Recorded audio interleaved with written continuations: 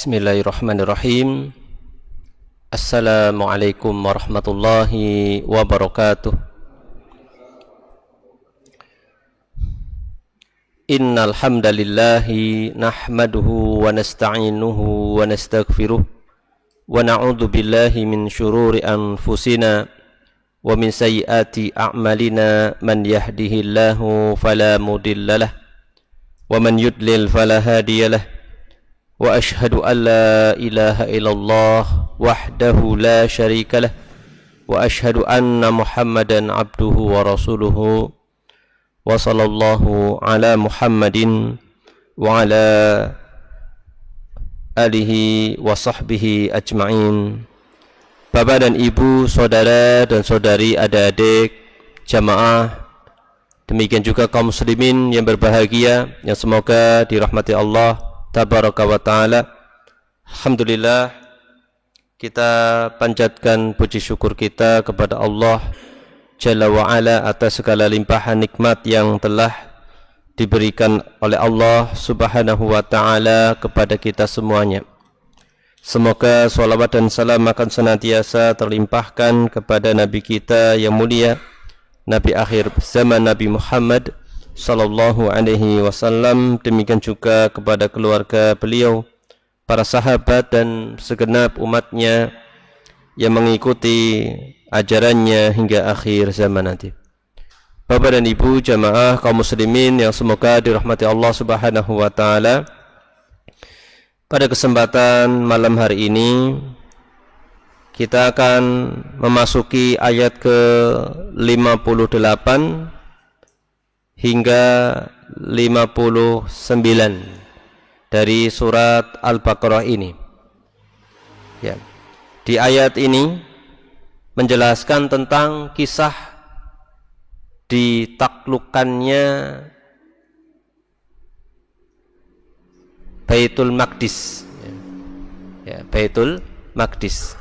Ya, ditaklukkannya Baitul Maqdis. Ya. Dan ini terjadi setelah wafatnya Nabi Musa alaihi salam, demikian juga Nabi Harun alaihi salam.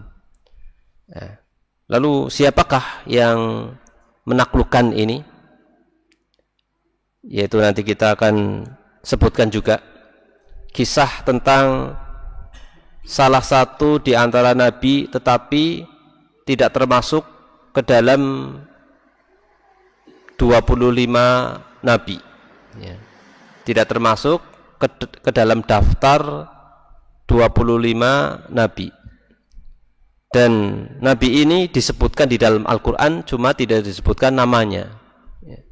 Ini nabi siapa ini? Ya, nanti kita akan sampaikan ya. Seperti itu ya. Biar penasaran dulu ya. Ya. Ya, kita akan baca di ayat ke-58 dan 59, demikian juga ayat 60 ya, ayat 60. Ya, biar pertengahan ya, biar pertengahan. A'udzu billahi minasy syaithanir rajim.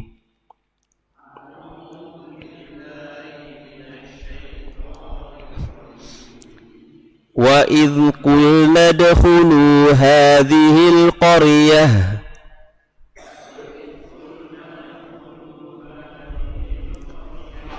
fakulu minha haitsu syi'tum ragadan wadkhulul baba sujjada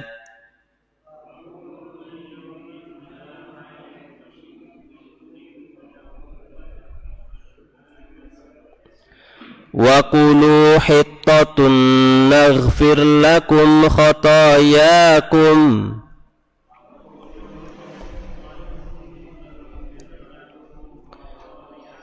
wa sanazidul muhsinin.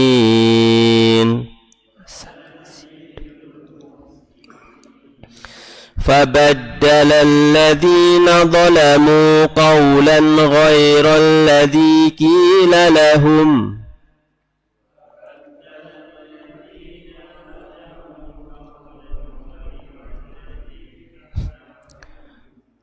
فأنزلنا على الذين ظلموا رجزا من السماء بما كانوا يفسقون.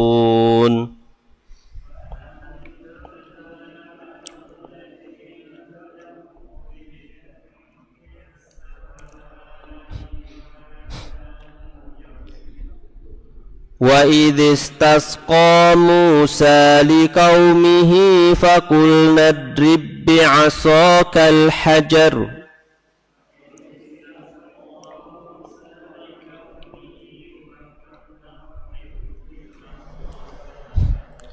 فَانْفَجَرَتْ مِنْهُ اثْنَتَا عَشْرَةَ عَيْنًا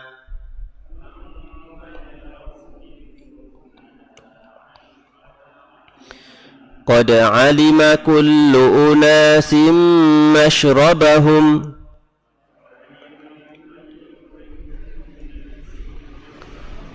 كلوا واشربوا من رزق الله ولا تعثوا في الأرض مفسدين.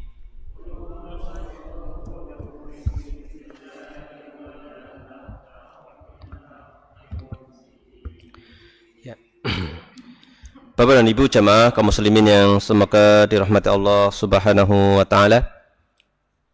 Di ayat ke-58 Allah Subhanahu wa taala berfirman, "Wa idz qulna udkhulu hadhil qaryah wa idz qulna udkhulu hadhil qaryata faqulu minha haitsu syi'tum ragada wadkhulul baba sujjada wa qulu hittah naghfir lakum khotoyakum wa sanazidul muhsinin."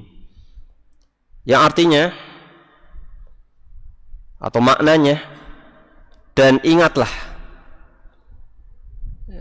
Ini selalu diawali dengan wa'id ya. Wa'id. Ini menunjukkan ayat-ayat ini tidak selalu berdasarkan urutan kisah.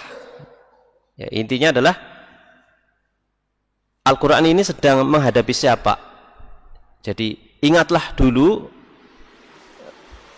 Bani Israel yang dulu itu seperti ini. Ingatlah, ingatlah. Nah, jadi tidak selalu nanti urutan. Karena nanti setelah ayat ini pun kembali lagi kepada Nabi Musa lagi. Ya, kembali lagi kepada kisah yang sedang dihadapi Nabi Musa. Sedangkan ayat ini konteksnya adalah setelah Nabi Musa wafat. Nah, gitu. Jadi ingatlah, ingatlah. Ini karena yang dihadapi itu adalah siapa? Yaitu orang-orang Yahudi di Madinah, ya, yang didakwahi oleh Rasulullah sallallahu alaihi wasallam. Wa in qulna dkhulu hadhil qaryah, dan ingatlah salah satu nikmat yang Allah berikan kepada kalian. Ya. Dan ingatlah salah satu nikmat yang Allah berikan kepada kalian, yaitu ketika Dia Allah berfirman kepada kalian. Tentunya kan bukan yang dihadapi Rasulullah itu, yang umat Yahudi yang Al-Quran turun di zaman mereka, ya. Tetapi disebutkan kalian, ya. Ya. Allah berfirman kepada kalian, maksudnya kalian sini adalah ya dulu para nenek moyangnya atau kakek moyangnya, ya. Masuklah kalian ke Baitul Maqdis. Ingatlah berarti kan menceritakan sesuatu yang sudah dulu, ya. Masuklah kalian ke Baitul Maqdis, makanlah makanan yang baik-baik yang ada di sana, dari mana saja sesuka hati kalian. Makanlah dengan enak dan leluasa. Nah itu kan, kalau orang nyambut tamu kemudian nyuguhi kan napa matureh sekeco mawon terus kepripun biasanya ngomongnya gimana si tuan rumah, gimana Pak, biasa betul sih ya kalau bahasa Indonesia gimana ya, ya di apa ya, dinikmati saja, dinikmati punya yang apalah ya, punya iya, iya, jangan tergesa-gesa, kemudian yang santai saja gitu loh ya. Nah, ini sama ya, kepripun ya, Ya, anggap seperti rumah sendiri. Seperti itu. Intinya adalah supaya leluasa. Di sini disebutkan juga makanlah dengan enak. Ya, dengan enak dan leluasa. Yang enak saja, ya. Tidak perlu sungkan-sungkan, Ini, makanlah dengan enak dan leluasa. Dan masuklah ke sana seraya ruku dan tunduk kepada Allah. Ini ketika memasuki apa? Baitul Maqdis. Disuruh untuk tunduk kepada Allah Subhanahu wa taala, lalu memohonlah kepada Allah seraya berkata, ya Rabb kami, hapuslah dosa-dosa kami. Di ayat ini disebutkan hittah. Hittatun naghfir lakum. Hittah maksudnya adalah penghapusan dosa. Yaitu. Dan memohonkanlah kepada Allah seraya berkata, ya Allah, ya Rabb kami, hapuslah dosa-dosa kami. Ya.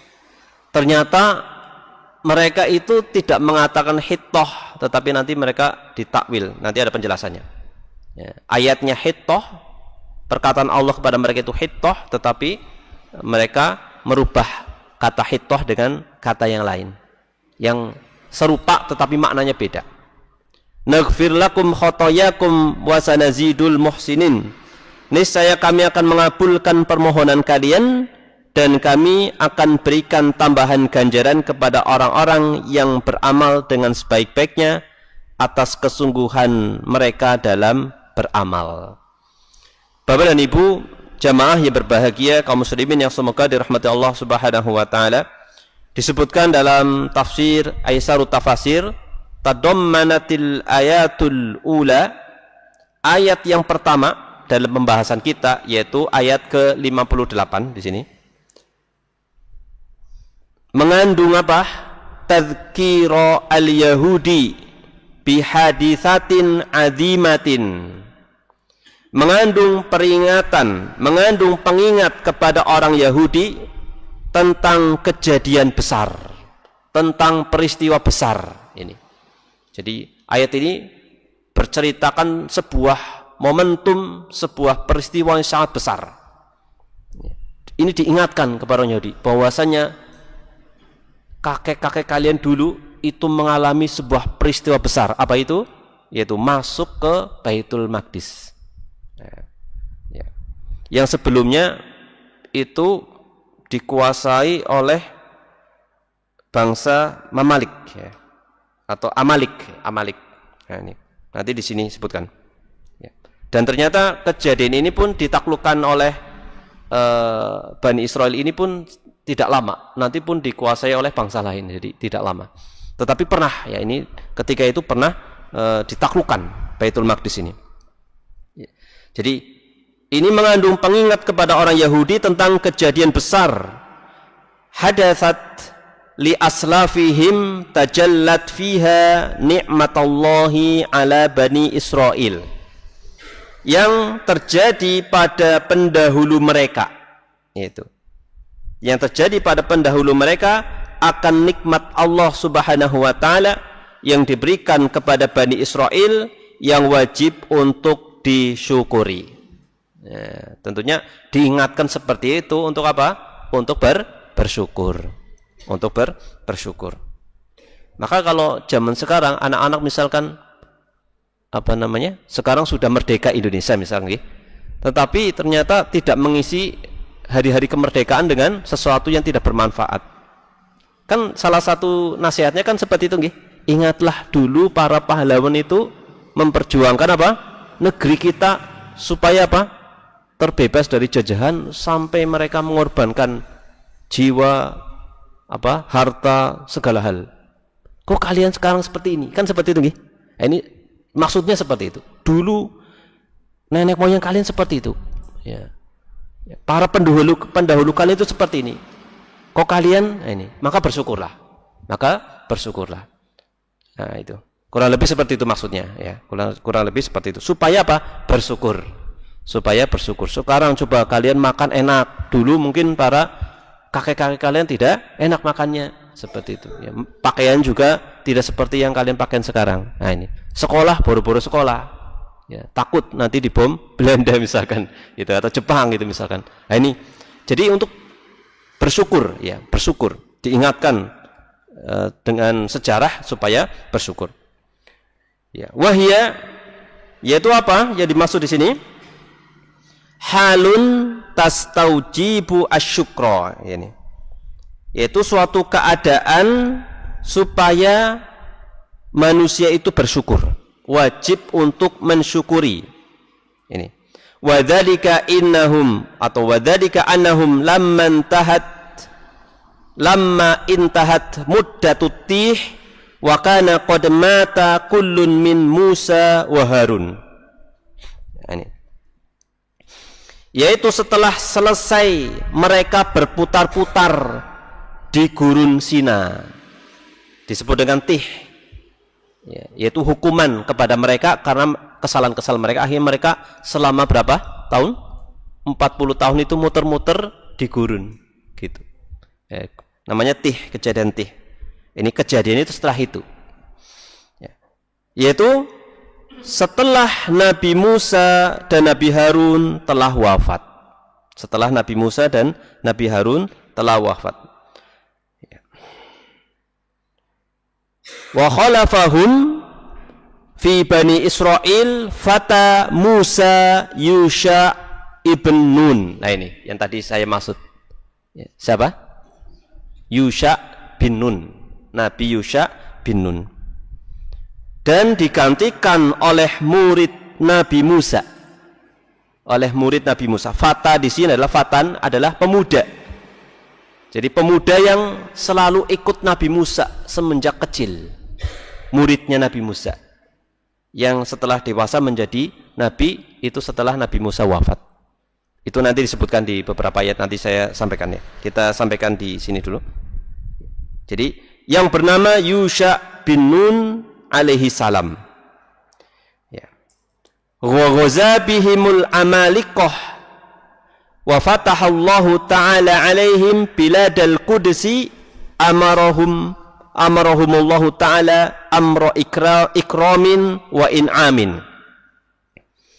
Nabi Yusha bin Nun memimpin mereka untuk memerangi atau menyerang kaum Amaliqah atau Amalik.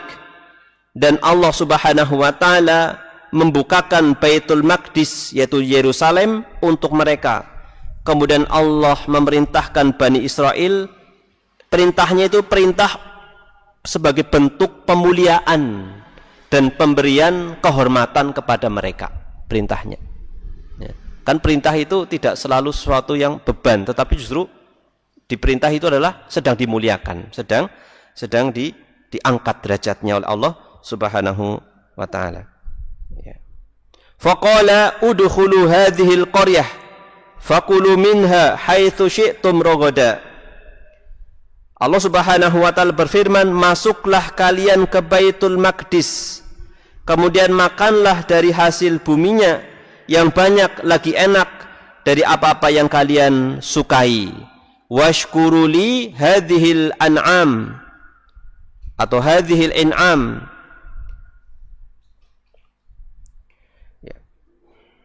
Sebentar. Dan bersyukurlah kepadaku atas kenikmatan yang kalian peroleh dengan memasuki pintu gerbang kota dalam posisi ruku dengan khusyuk seraya mengatakan, ya, washkuru li hadil in'am bi an tadkhulu babal Madinah raki'in mutatamimin qailina, ya, yaitu masukilah pintu gerbang kota dalam posisi ruku dengan khusyuk seraya mengatakan, kami memasuki pintu gerbang dengan ruku sebagai ampunan bagi kami dari apa yang telah kami perbuat, ya. Dukhuluna albab sujjada hittah lidunubina allati iktarafnaha bi nukulina anil jihad an ahdi Musa wa Harun. Ya, ini. Jadi mereka memasuki pintu gerbang Baitul Maqdis ini seraya ruku, sujud dan tunduk kepada Allah Subhanahu wa ta'ala sembari mengucapkan supaya Allah mengampuni dosa-dosa mereka, gitu. Ya.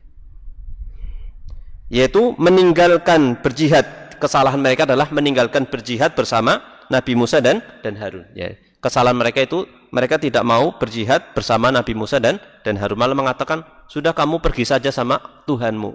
Itu kami duduk-duduk saja. Nah, ini seperti itu. Ya. Nasibukum bimaghfirati dunubikum wa nazidul muhsinin minkum thawaban.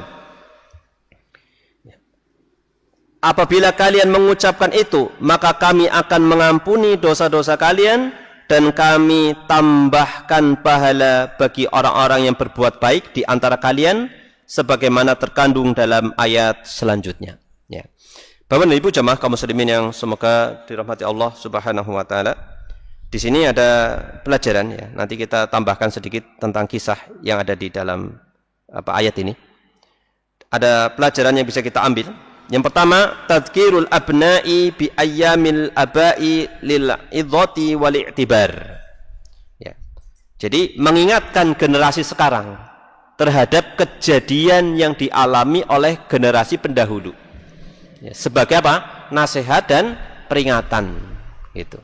Ini jadi pelajaran sebagaimana tadi ya. Jadi ini bisa kita praktekkan dalam suatu hal ya, suatu hal. Kemudian yang kedua, tarkul jihad idza wajaba yusabbibu lil ummah adzul wal khusran. Meninggalkan jihad jika sudah wajib, jika jihad itu wajib ya, akan menyebabkan kehinaan dan kerugian bagi umat ya.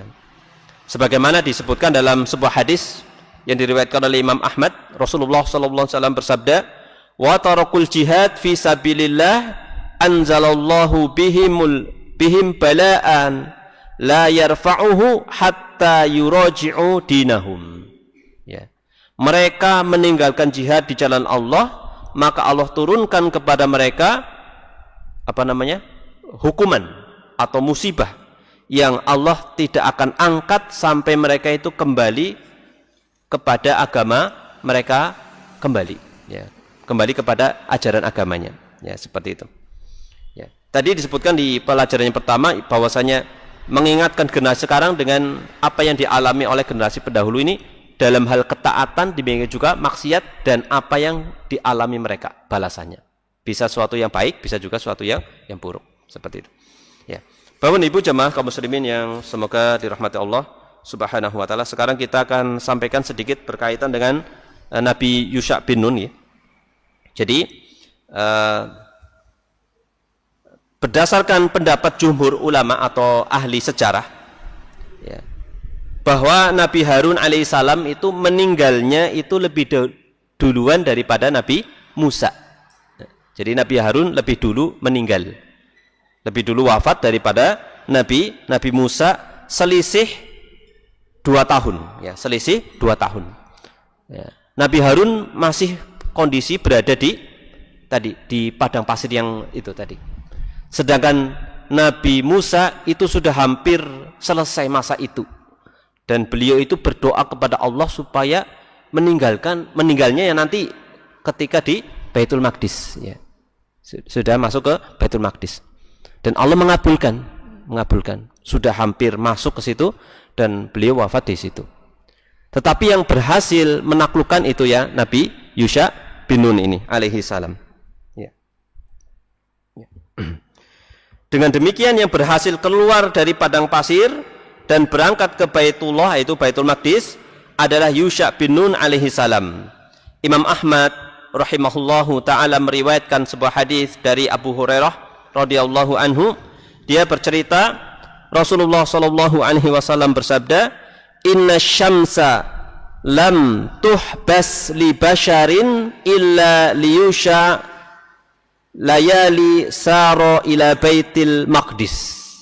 Jadi di antara peristiwa besar yang dialami oleh Nabi Yusha ini adalah tidaklah matahari itu berhenti sepanjang sejarah, hanya terjadi sekali, yaitu di zamannya Nabi Yusha bin Nun. Matahari berhenti, Pak, benar-benar berhenti ya. Sesungguhnya matahari tidak pernah ditahan dari terbenam untuk manusia, melainkan dia ditahan untuk Yusha pada malam-malam ketika dia menuju pembebasan Baitul Maqdis. Ini.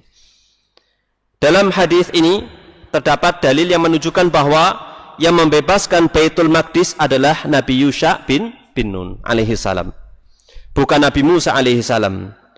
Dan matahari ini tertahan berlangsung pada saat pembebasan Baitul Maqdis.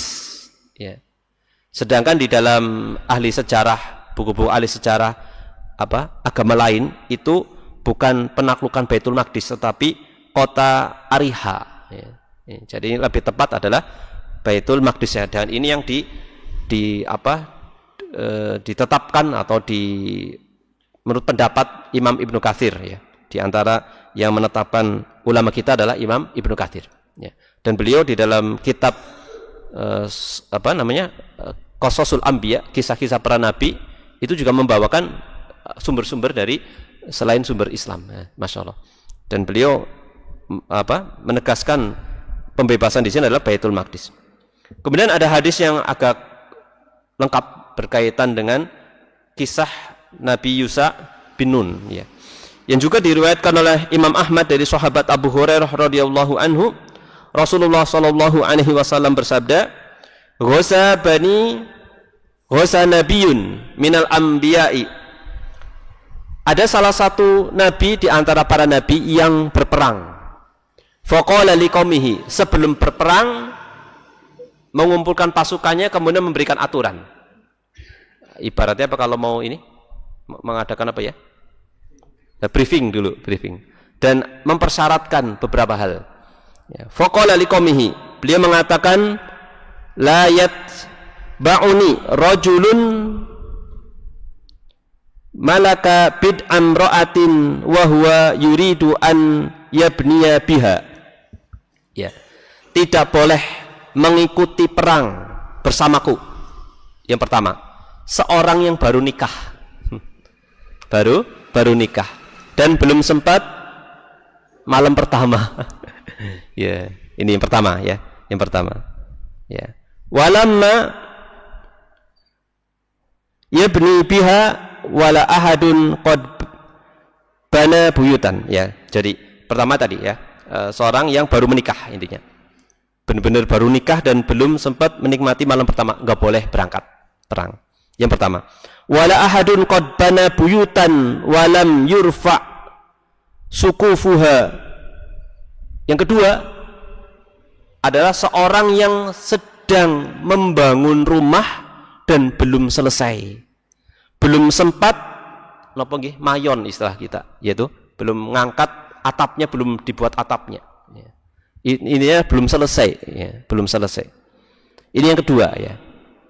Yang ketiga, wala ahadun ishtara ghanaman au khalafat wa huwa yantadir wiladaha.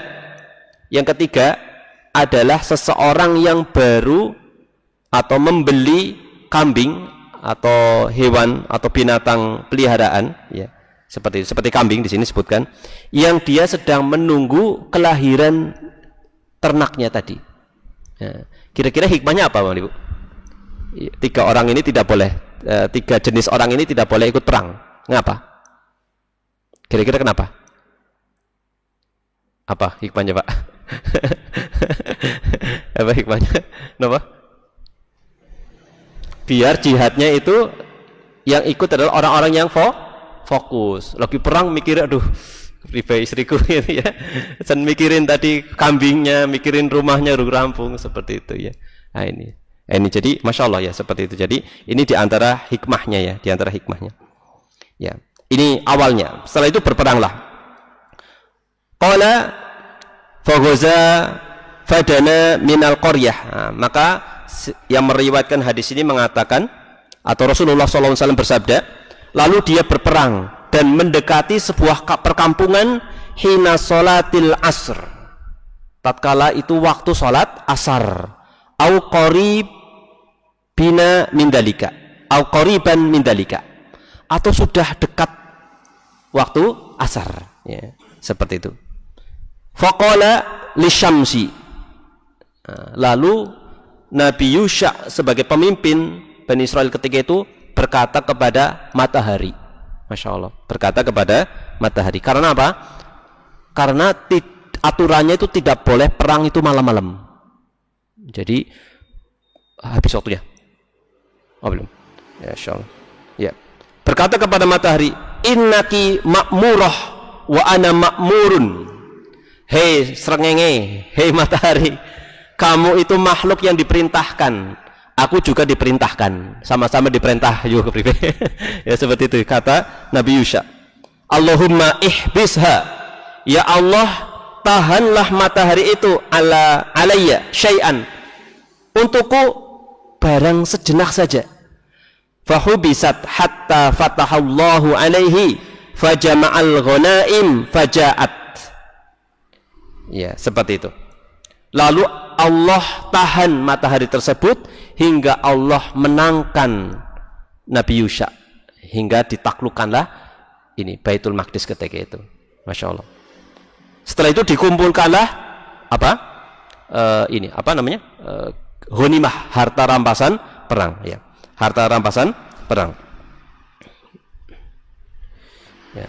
Jadi kemudian matahari itu tertahan jalannya sehingga Allah memberikan kemenangan kepada Nabi tersebut.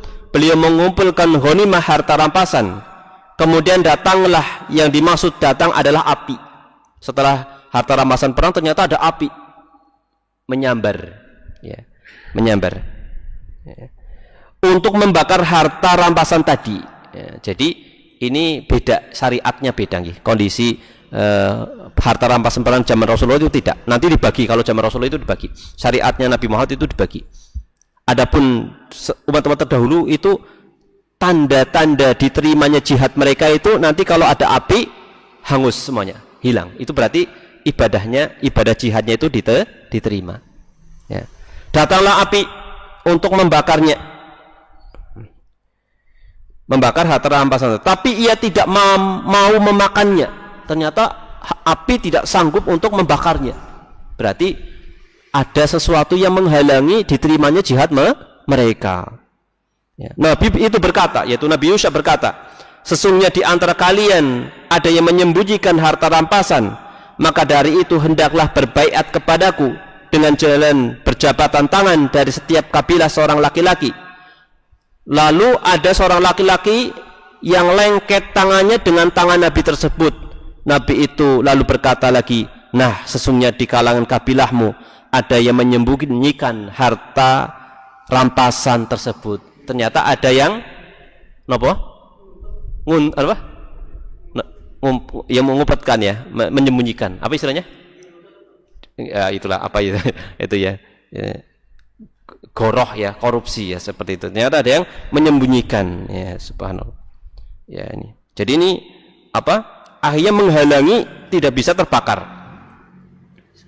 Ya. Sebentar. Oleh sebab itu hendaklah seluruh orang dari kabilahmu itu memberikan pembaiatan padaku. Selanjutnya ada 2 atau 3 orang yang tangannya itu lekat dengan tangan Nabi itu. Lalu beliau berkata pula, kalianlah yang menyembunyikan harta rampasan. Mereka lalu membawakan sebuah emas sebesar kepala sapi. Ya. Dan inilah benda yang disembunyikan. Lalu diletakkanlah benda tersebut, kemudian datanglah api terus memakannya semua harta rampasan. Jadi sudah semua, tidak ada yang disembunyikan lagi. Oleh sebab itu memang tidak halallah harta-harta rampasan itu untuk siapapun umat sebelum kita. Kemudian Allah menghalalkannya untuk kita, harta-harta rampasan tersebut, dikala Allah mengetahui betapa lemahnya serta lemahnya kita. Oleh sebab itu Allah menghalalkannya untuk kita. Jadi ini harta rampasan perang untuk umat sebelum itu diharamkan. Dan ini keistimewaan umat Nabi Muhammad itu dihalalkan. Tetapi ada aturannya, nanti berapanya itu dibaginya ini. Hadis ini diriwayatkan oleh Imam Al-Bukhari dan Imam Muslim. Ya, ini Bapak dan Ibu jamaah kaum muslimin yang semoga dirahmati Allah Subhanahu wa taala. Jadi maksudnya ketika memasuki pintu kota itu, Nabi Yusha bin Nun bersama Bani Israel diperintahkan memasukinya dengan bersujud atau ruku, dengan merendahkan diri seraya bersyukur kepada Allah Subhanahu wa taala atas apa yang dianugerahkan kepada mereka berupa pembebasan Baitul Maqdis yang pernah dijanjikan kepada mereka. Dan hendaklah ketika memasukinya mereka mengucapkan hittah itu ya. Ya artinya hapuskanlah dosa kami yang telah lalu berupa keengganan yang pernah kami lakukan untuk menjalankan perintah Allah sebagaimana tadi disebutkan ya. Oleh karena itu Bapak Ibu, ketika Rasulullah SAW itu memasuki kota Mekah, ini ditiru ya. Pada hari dibebaskannya kota Mekah, yaitu Fathu Mekah, beliau memasukinya dalam keadaan menaiki ontanya dengan merendahkan diri, memanjatkan pujian kepada Allah serta bersyukur kepada Allah Subhanahu wa taala sampai ujung jenggot beliau menyentuh pelana unta karena anggukan kepalanya pada saat tunduk kepada Allah Subhanahu wa taala. Dan bersamanya terdapat pasukan dan bala tentara yang tidak diketahui darinya melainkan kegigihan, lebih-lebih pasukan batalion hijau, salah satu nama pasukan yang di dalamnya ada Nabi sallallahu alaihi wasallam. Ketika memasuki Mekah, beliau sallallahu alaihi wasallam mandi terlebih dahulu dan mengerjakan salat 8 rakaat, yaitu salat syukur atas kemenangan, demikian yang masyhur di kalangan ulama ya. Ini. Tetapi ada yang menyatakan bahwa itu adalah salat duha karena peristiwa itu terjadi waktu duha. Bapak dan Ibu jamaah kaum muslimin yang semoga dirahmati Allah Subhanahu wa taala. Jadi Nabi Yusha bin Nun ini disebutkan di dalam Al-Qur'an tapi tidak langsung secara jelas ibaratnya itu eksplisit ya, tidak secara eksplisit namanya Yusha bin Nun tidak ada. Nah, tetapi kisahnya ada. Di antaranya adalah di dalam surat Al-Kahfi ya, nanti bisa dilihat dari ayat 60 sampai setelahnya ya. Allah Subhanahu wa taala, wa id qala Musa li fatahu la abrah hatta ablugha majma'al bahraini au amdiya hukuba.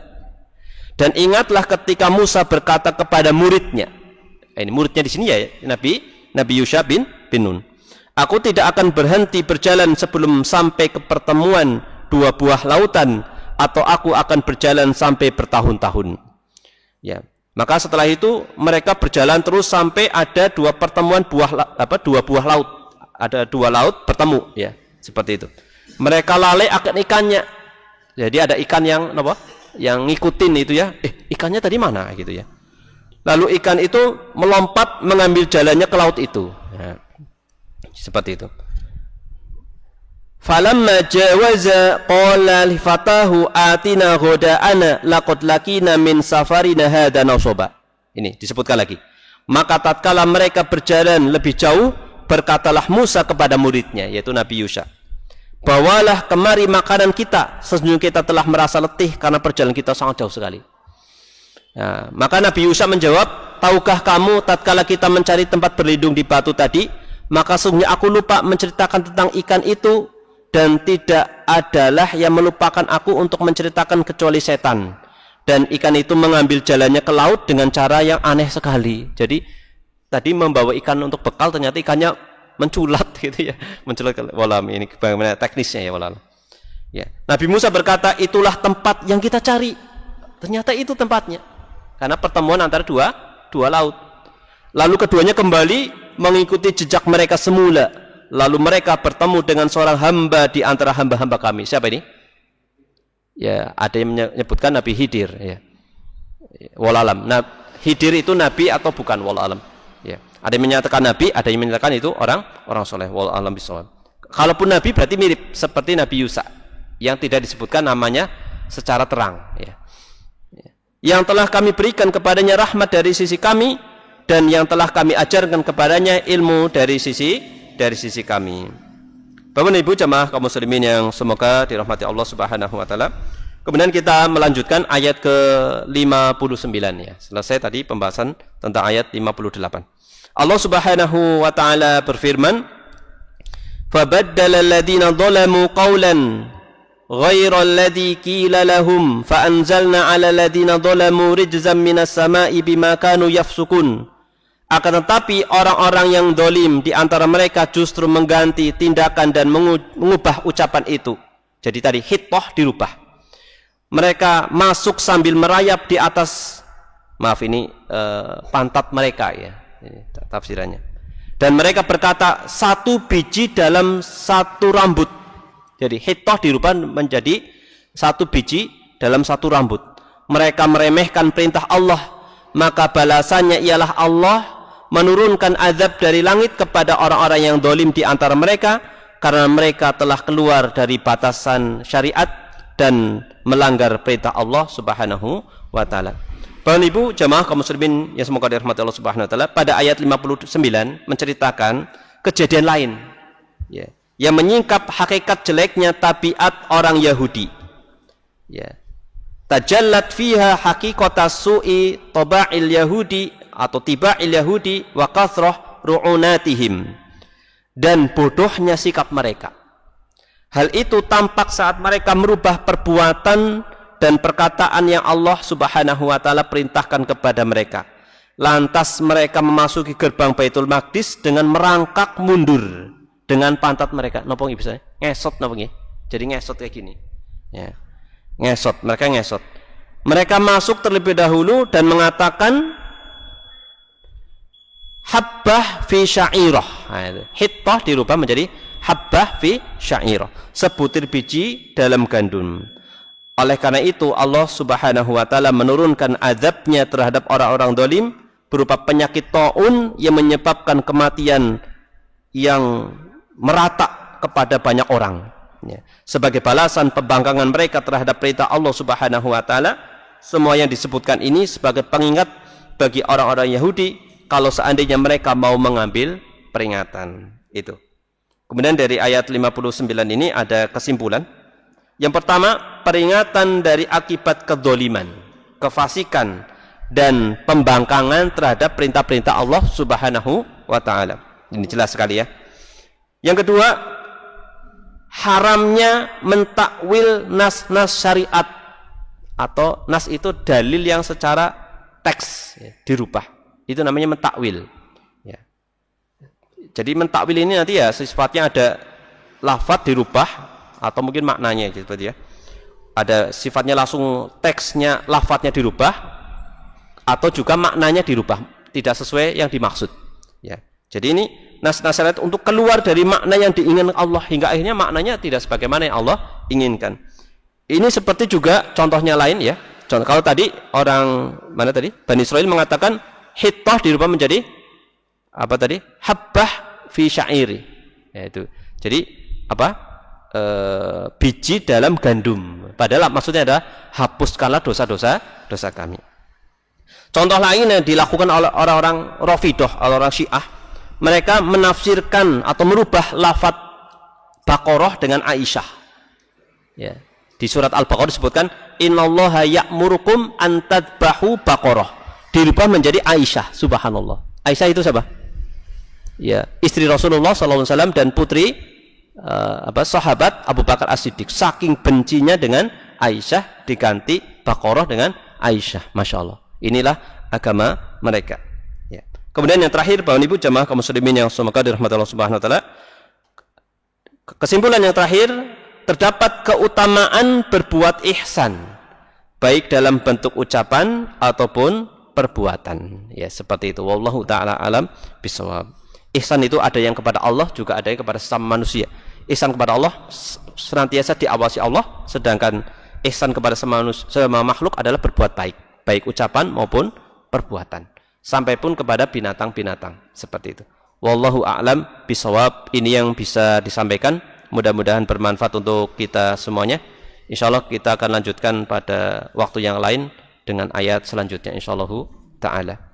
Demikian Bapak Ibu jamaah kaum muslimin yang semoga dirahmati Allah Subhanahu wa taala. Terima kasih atas perhatian.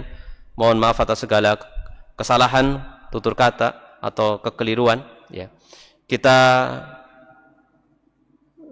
tutup dengan membaca doa kafaratul majelis. Subhanakallahumma bihamdika asyhadu an la ilaha illa anta astaghfiruka wa atubu ilaik. Wa sallallahu ala Muhammadin wa ala alihi wa ashabihi ajmain. Akhirul kalam alhamdulillahi rabbil alamin. Wassalamualaikum warahmatullahi wabarakatuh.